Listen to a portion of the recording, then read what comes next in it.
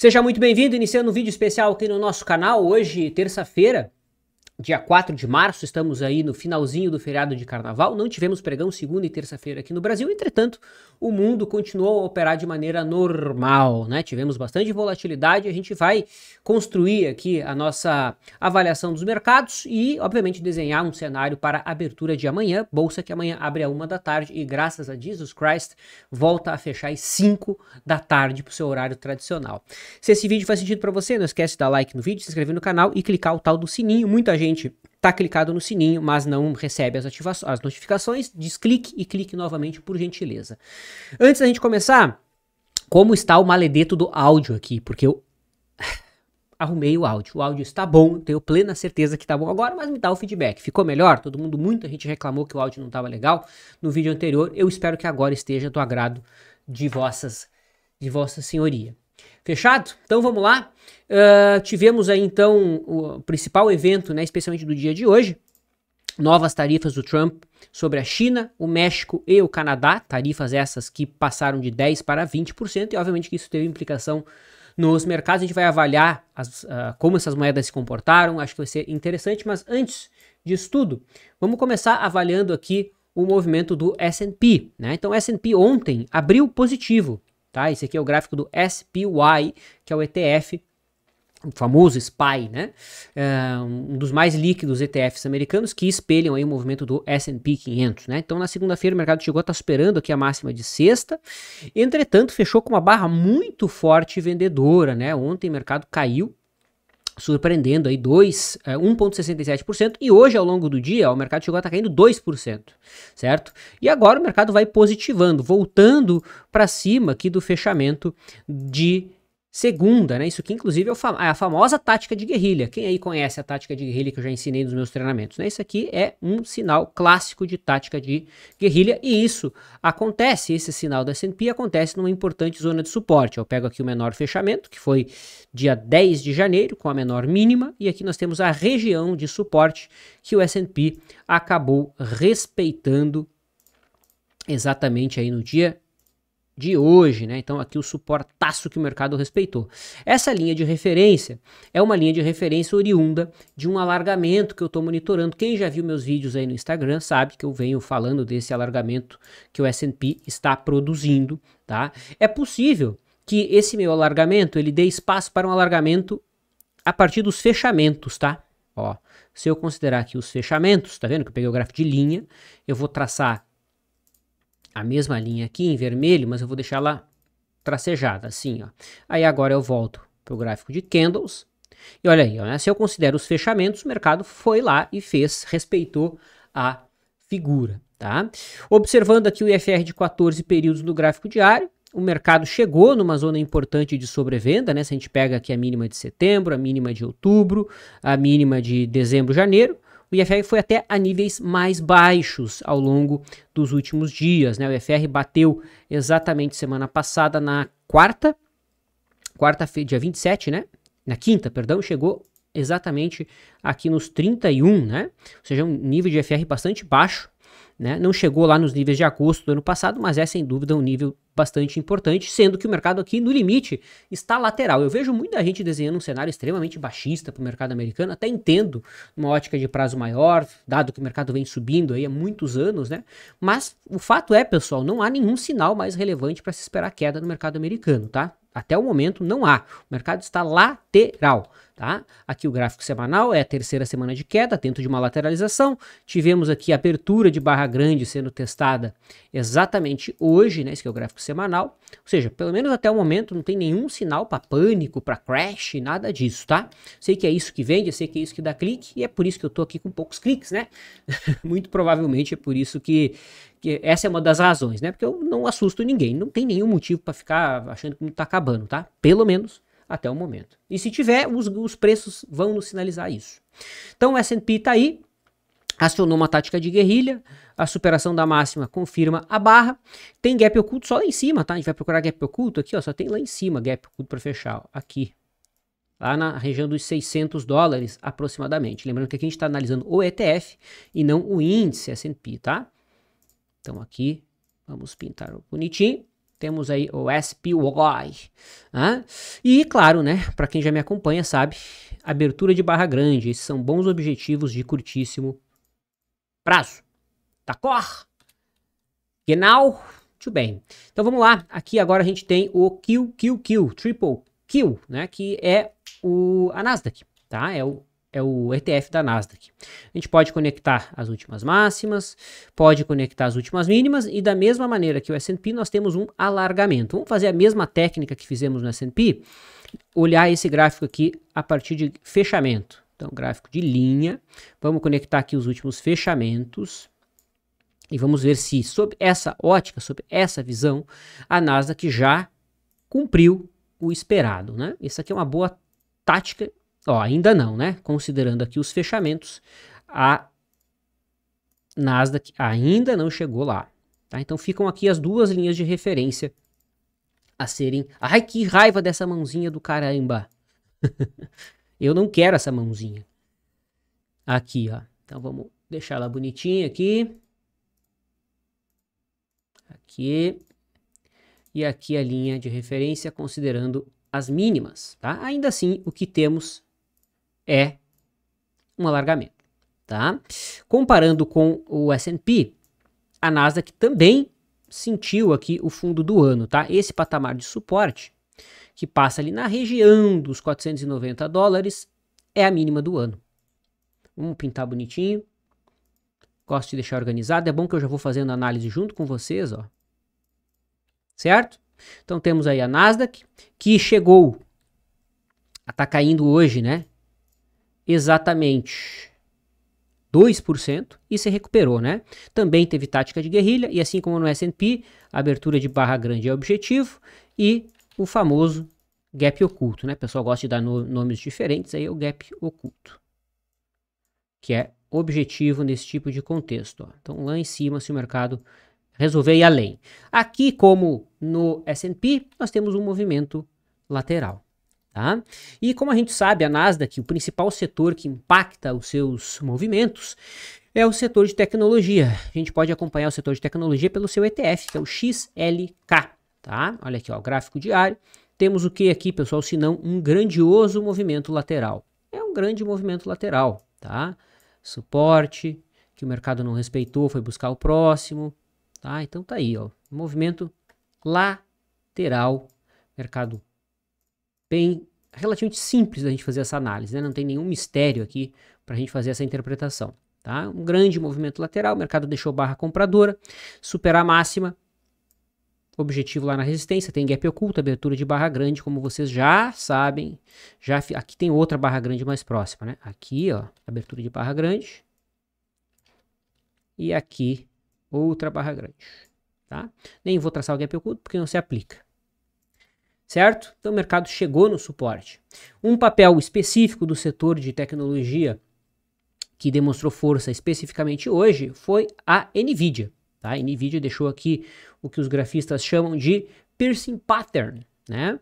Padrão penetrante. Tá? E temos esse suposto padrão penetrante com uma divergência de FR. Eu conecto os dois últimos fundos do indicador e eu vou analisar os fundos equivalentes do preço, que estão aqui, ó, que está aqui, né? Ou seja, eu tenho fundos do preço mais baixos, fundos mais baixos, e temos exatamente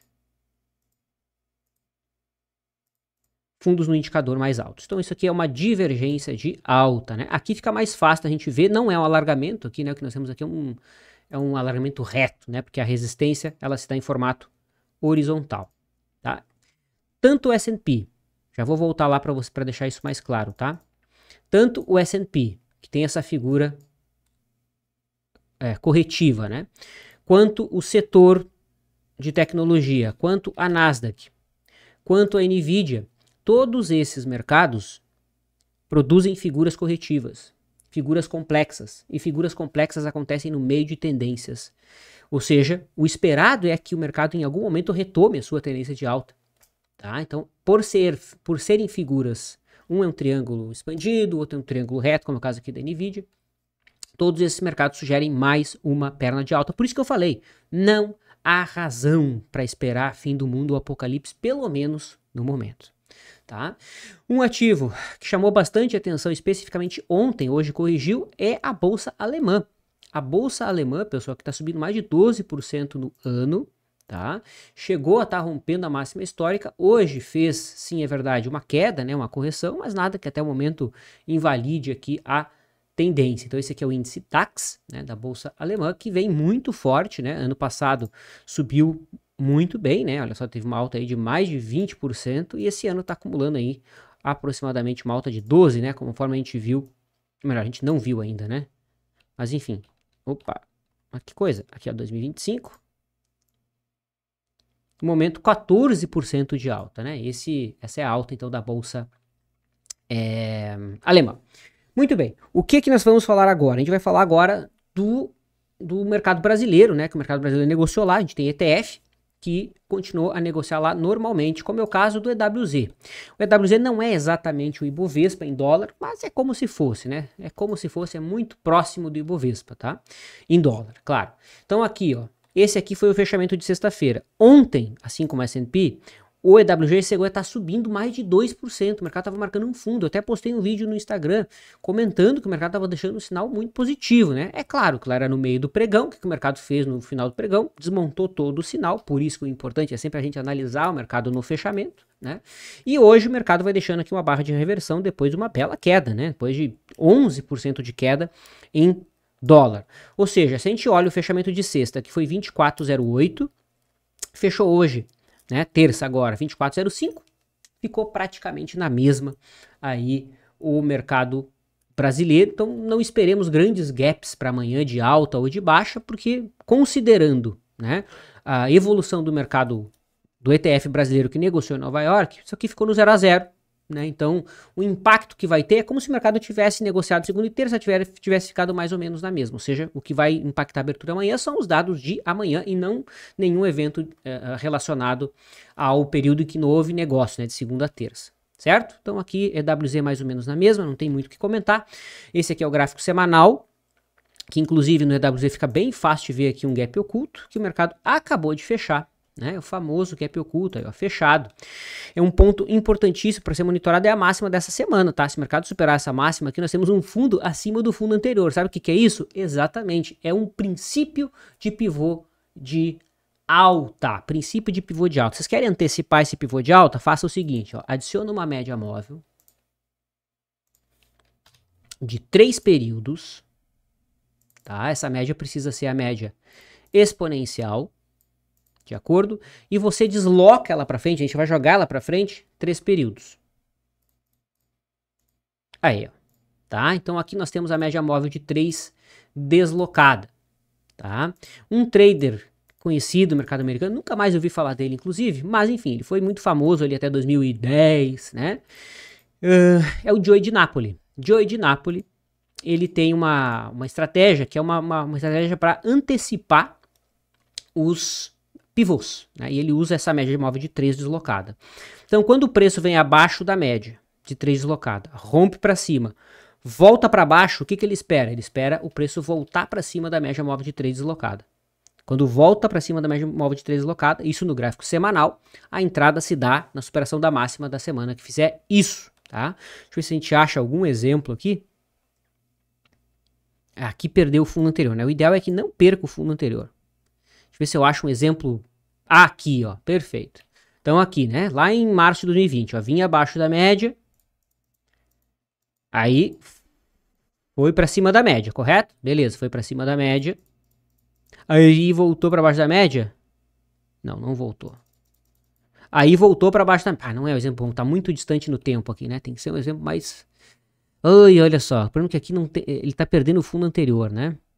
Mas enfim, eu vou usar isso aqui como exemplo só para fins didáticos. Não é o exemplo perfeito, porque perdeu no centavo o fundo anterior. Então vamos lá. Vinha abaixo da média, ele vai para cima da média. Quando ele volta para baixo, a gente liga o sinal amarelo. Por quê? Porque se ele volta para cima, aqui, ó. Então quando ele volta para cima da média, a gente marca esta máxima. Isso aqui tem tudo para ser um pivô de alta ou um fundo duplo, né? Vamos interpretar isso aqui como um fundo duplo. Pronto. Tá? Ou seja, ele tem o sinal do fundo duplo, do pivô de alta, muito antes do sinal de fato acontecer, ó. Então é uma forma de você antecipar esse sinal. E a princípio é o que a gente está querendo desenhar aqui no EWZ. Ainda é cedo, tá? Ainda é cedo. Por isso que a gente vai acompanhar isso aqui, vai monitorar e não vai deixar essa hipótese de lado só por conta de torcida, ou, né? Tem muita gente que está torcendo para o mercado brasileiro cair como se adiantasse alguma coisa, né? Torcer para cima ou para baixo, tanto faz. O mercado não está nem aí com o que você pensa e espera, ele vai fazer o que ele tem que fazer, tá? Mas enfim, é isso, tá? Mercado brasileiro tenderá a abrir amanhã, descontando apenas as notícias, os eventos, os dados de hoje, terça para quarta, e não descontando todo o feriado. As principais ações brasileiras, a gente tem aqui a Petro, tá? A Petro chegou a estar caindo 3%, ó, a Petro fechou aqui sexta, né? Então a Petro caiu 2% em relação ao fechamento de sexta, tá? Então aqui tenderá a ter um ajuste para baixo, né? Na abertura das ações brasileiras, tá? A Petro me parece aqui em dólar tá fazendo um movimento bem meio estranho aqui, que lembra talvez um canal de baixa. Tem tantas leituras possíveis aqui, né? Posso ler isso aqui como um canal de baixa, eu posso ler isso aqui como um suposto triângulo simétrico. Quando a gente começa a ter muitas leituras assim, pessoal, sabe o que eu faço? Faço isso aqui, ó. Deleta todo mundo. Deleta todo mundo, porque o papel tá indefinido. E de fato tá, né? Olha só em dólar. A Petro tá na mesma, considerando o seu movimento em dólar.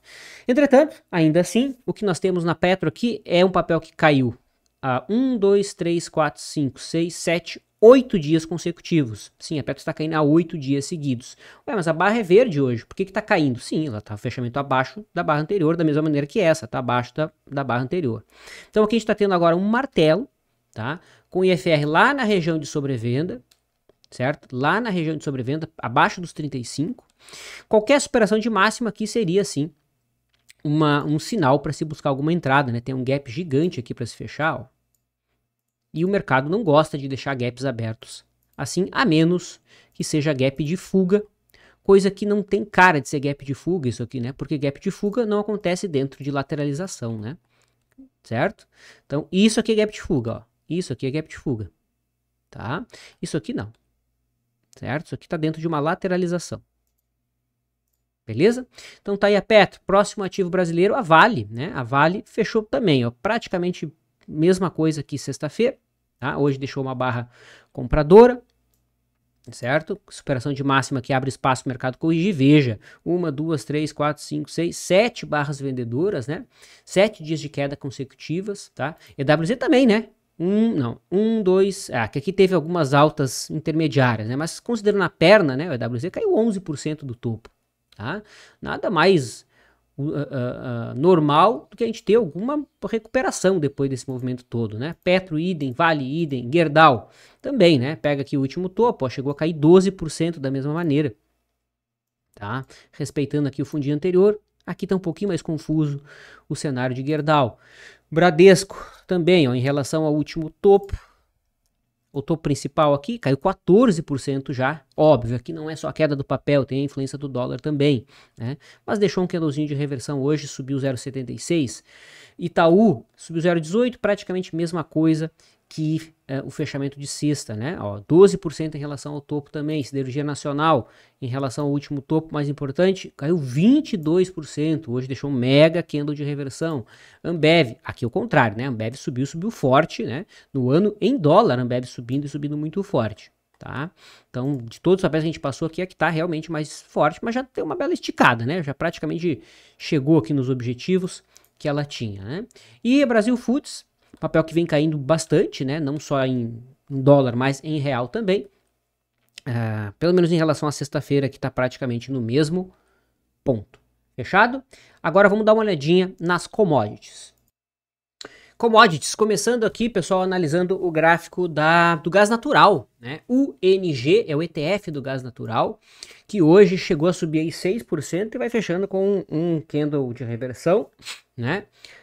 4,92% de alta, né? Um dos ativos que eu venho monitorando, chamando a atenção a cada post, a cada comentário que eu faço, tá? É um ativo que sinalizou reversão aqui de prazo maior, né? Olhando o gráfico semanal, é um papel que tem bastante espaço para altas, tá? Talvez o ponto de entrada não seja exatamente agora, então aqui é monitorar eventuais correções, embora foi um ativo que acabou de corrigir, né? Tá sugerindo retomada do movimento. Ué, por que eu não consigo puxar o gráfico diário aqui? Ah, tá aqui, ó. Aí. Que tá sugerindo, acabou de corrigir, né? Deu o sinal de retomada da movimentação ascendente no dia de ontem, tá? Então, gás natural, destaque no dia de hoje. Quero mencionar também o gráfico do cacau, tá? O cacau hoje se recuperou, mas dentro aqui de uma tendência de baixa, parece estar dentro de um grande alargamento aqui de prazo maior, né? Apesar da alta hoje, não é um ativo que eu me animo a buscar entradas. Outro ativo que se valorizou bem hoje foi o ETF do Urânio, né? Urano. Urano é o ex-planeta, né? Mas aqui dentro de uma tendência de baixa, apenas uma pequena recuperação, nada que me motive a alocar risco, né? Não chegou lá no suporte que é a mínima do ano passado. É a mínima do ano passado? É a mínima do ano passado, tá? Então o mercado não chegou exatamente lá, mas hoje foi um destaque importante. Vou pegar aqui o café para a gente olhar rapidamente. Isso aqui é o café mesmo? Aqui o café. Aqui era a mesma coisa, né? Então o café que tinha dado um sinal de correção semanas atrás, corrigiu 2 semanas e já está sugerindo a retomada aí da tendência de alta, né? Então o café que está muito forte ao longo aí do ano de 2025, na realidade desde o final, do meio do ano passado, né? Essa é a realidade. O milho seguindo em queda, né? Esse aqui é o gráfico semanal, hoje caiu 3,5%, tá? E no diário, né? Hoje teve uma queda de 3,5%, como eu já disse. Esse aqui é o gráfico diário, mercado dando uma bela acelerada depois que atingiu lá a região dos 515 dólares. Em relação ao ouro, né, o ouro que se acomodou um pouco aí nas últimas semanas, né, o ouro que vem bastante altista, tá? Na realidade, esse aqui não é o ouro, pessoal, me perdoem. Deixa eu pegar o gráfico certinho do ouro aqui. Aqui, não. Não é esse aqui é a prata. É Shao USDT.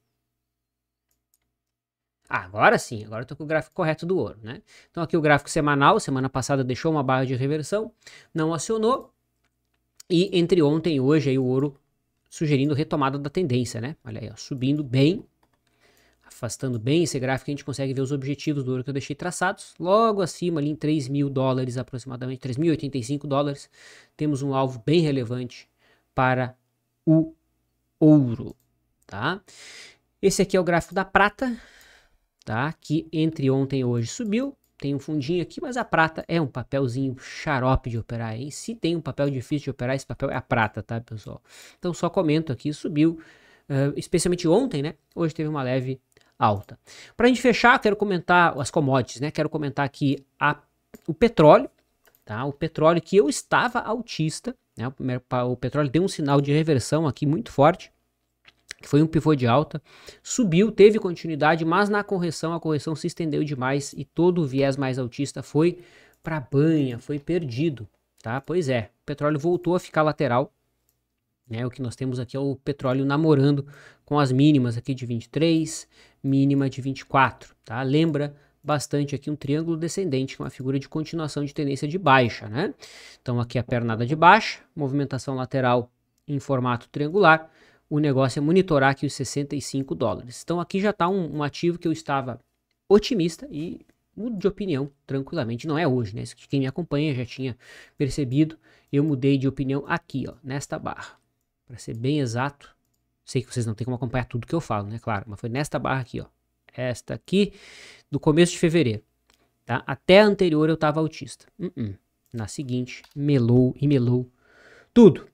Certo? Tem mais alguma coisa pra gente comentar? Petróleo, as moedas, tá? As moedas. Então a gente vai acompanhar aqui, basicamente, o dólar em relação ao iene chinês, né?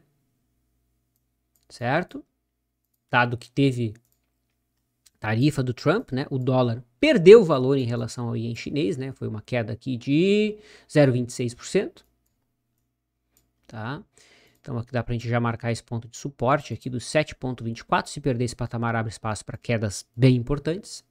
Quero observar junto com vocês o dólar em relação ao dólar canadense, que não teve nada demais, né? Tá totalmente embolado. E o dólar em relação ao peso mexicano, né? Que chegou a subir bem, mas devolveu e ficou pertinho aí do preço de fechamento de ontem. E eu quero mostrar um gráfico interessante para vocês, porque o dólar em relação ao real negociou no mercado global de criptos, né? Dá uma olhada nesse gráfico aqui. Aqui a gente tem o dólar Tether, né, que é uma stablecoin em relação ao real. E vejam que hoje o dólar teve uma queda em relação ao real, né, uma queda de 0,67. O dólar que, em relação à sexta-feira, né, que foi aqui, ó, dia 28/2, tá caindo, então 0,46. Então o dólar tem tudo para abrir em queda amanhã, se for descontando apenas esse movimento aqui do feriado, né. Então o dólar em relação ao real caiu, se a gente for usar o dólar Tether como referência, né? Essa perna de alta aqui do dólar, bem interessante, bem alinhado com uma contagem de onda de Elliott. Não vou mostrar para vocês, porque eu já falei disso domingo, mas tá tudo absolutamente alinhado aqui com o que eu coloquei em lives anteriores. Eu quero chamar a atenção para o seguinte, né? Tem um ponto de inflexão no tempo agora para março, tá? Março e depois para setembro. Então aqui em março, provavelmente para daqui 2 semanas ou 3 semanas, a gente tem um ponto de inflexão muito relevante para o dólar, que está mais fácil de ver aqui no dólar Tether, tá? Vamos acompanhar de perto, fechado? E as criptos?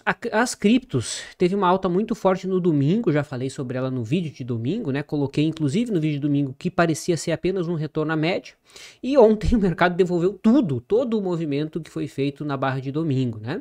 Então a alta de mais de 10%, ou quase 10% aqui no Bitcoin foi devolvida ontem, caindo 8%. Hoje o Bitcoin chegou a estar caindo 5%, e tá aí, nesse momento, subindo por volta de 1%, tá? Por volta de 1%.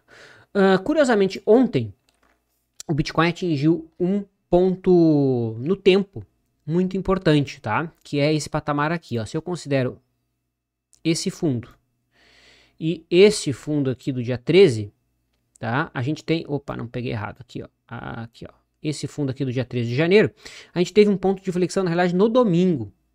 Tá? No domingo a gente teve um ponto de inflexão bem importante, foi no dia seguinte o mercado virou, né? O próximo ponto de inflexão tá aqui, ó, tá? Amanhã ou quarta, a gente tem um novo ponto de inflexão aqui no Bitcoin. O que isso quer dizer? Quer dizer que se o mercado estiver caindo, eu espero que o mercado pare de cair. Se o mercado estiver subindo, eu espero que ele pare de subir naquele patamar, tá? Então, é amanhã? Não, quinta-feira, dia 6 de março. Vamos até escrever aqui e a gente compara domingo e vê como é que foi, né? Dia 6/3, o ponto de inflexão aqui no Bitcoin, tá? Então tá aí, dia mais volátil hoje. A Ethereum, que chegou a perder a mínima do ano de 2024, ou seja, todo mundo que comprou Ethereum aqui ao longo de 2024, está perdendo dinheiro nesse momento. Tá na mínima, tá? Chegou a penetrar esse ponto. Hoje vai deixando aqui um candlezinho de dúvida nesse exato momento. Se o mercado superar a máxima, eu até poderia esperar alguma recuperação aqui da Ethereum, né? Em busca da linha de tendência de alta, essa que foi perdida, né? Essa linha aqui que conecta o fundo lá de 22, conecta os fundos aqui de 23, 24 também, né? Então seria o pullback, né? O retorno aqui para essa linha mais íngreme aqui que o mercado perdeu. Ademais, o cenário para Ethereum, pelo menos, é baixista. Tá? Esse aqui é um cenário mais limpo para Ethereum. É óbvio, tá cheio de suporte aqui no meio, isso aqui não tende a acontecer de um dia para o outro, mas esse aqui é o cenário mais provável. Tá?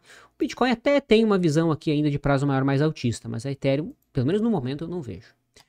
A Cardano vai se acomodando aqui dentro de um cenário mais lateral, chegou a subir loucamente no domingo, né, 70%.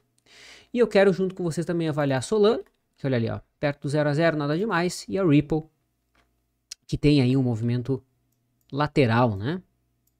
Então o mercado vindo a se acomodar, consolidando novas regiões de resistência, a gente vai poder avaliar novas oportunidades aí nas criptos. No momento eu não tenho nada em aberto. Fechado? Então eu acho que era isso, pessoal. Eu acho que é isso. Opa, volta pra cá.